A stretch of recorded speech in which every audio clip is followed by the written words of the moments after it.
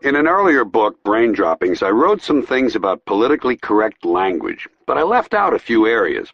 I neglected three important groups of people who have had this awkward, dishonest language inflicted on them by liberals.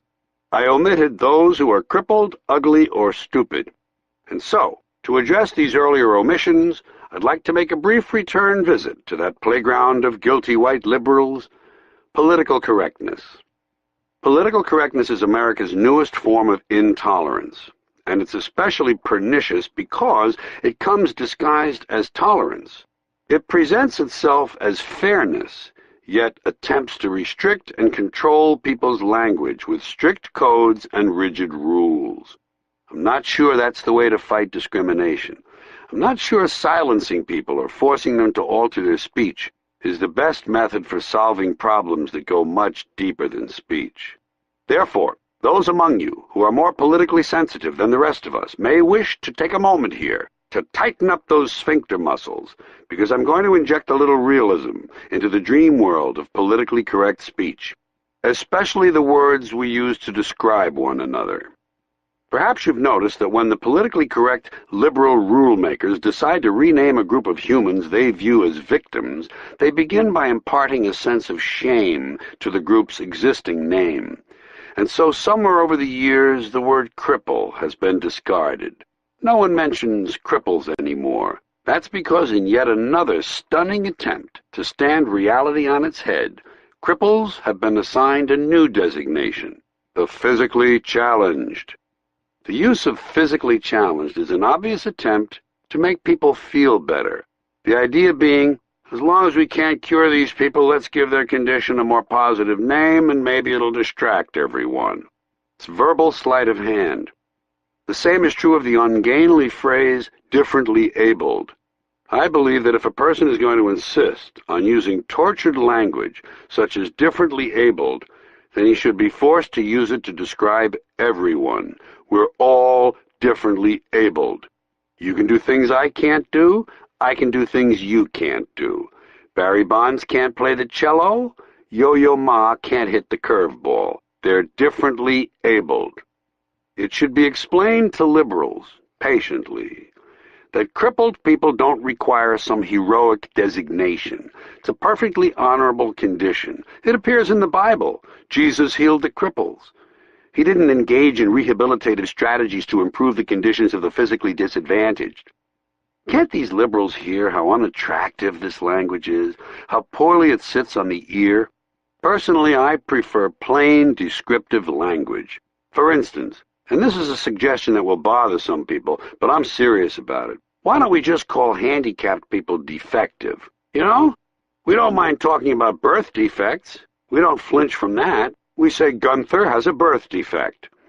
Isn't that a concession to the fact that people can be defective? Then what would be wrong with calling those people the physically defective? At what point in life does a person with a birth defect become a person who is differently abled? And why does it happen? I'm confused.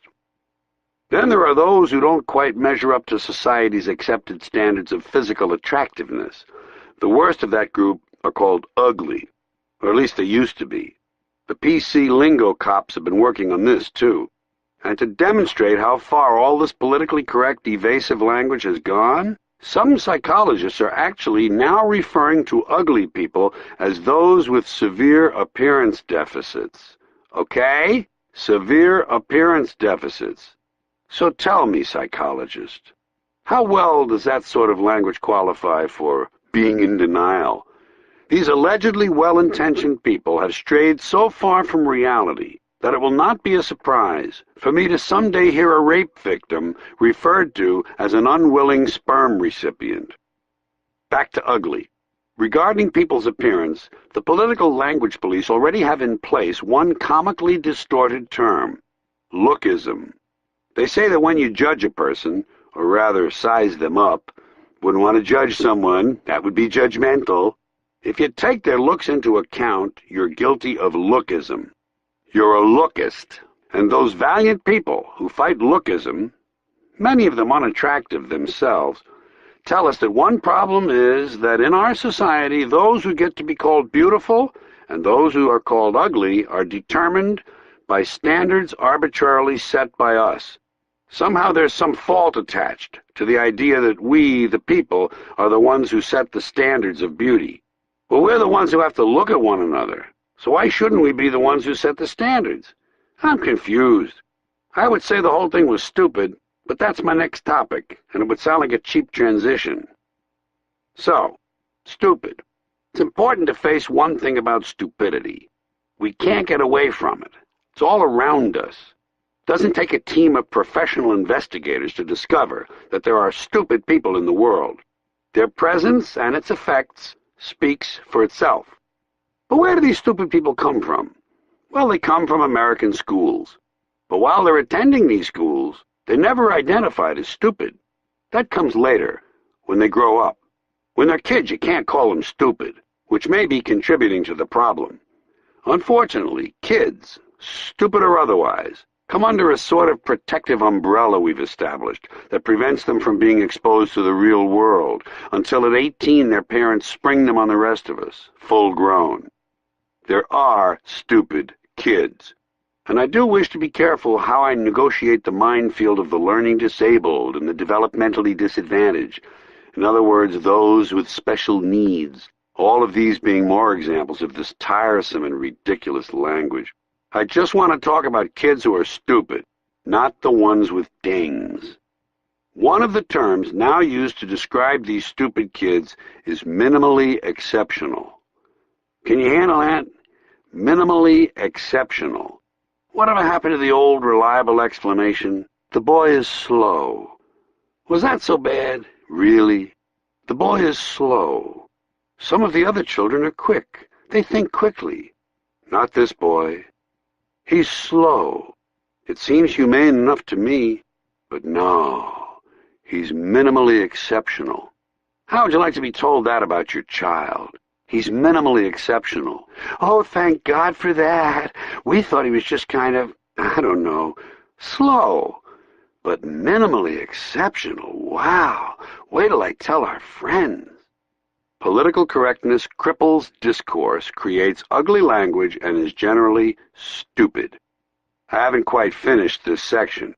I'm sure I needn't remind you PC people that the opera isn't concluded until the full-figured woman offers her vocal rendering. I know, I really had to strain to get that in. I'm thoroughly ashamed. But before I leave this section, I wanted to make the point that on a practical level, this language renders completely useless at least one perfectly good expression. In the kingdom of the blind, the one-eyed man is king becomes, in the kingdom of the visually impaired, the partially sighted person is fully empowered. Sad, isn't it?